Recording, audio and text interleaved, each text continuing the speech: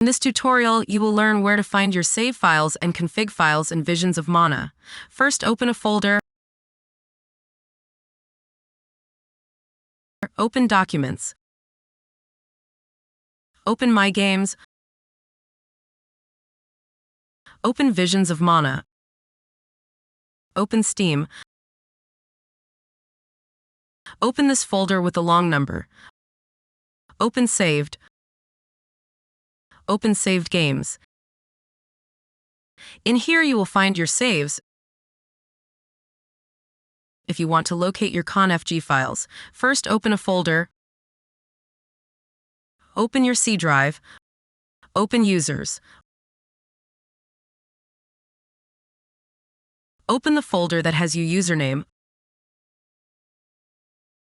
Open App Data. If you are unable to see the App Data folder, first click on View. Select Show. Select Hidden Items. Click on Local. Select Visions of Mana. Click on Saved. Click on Config. Click on Windows No Editor.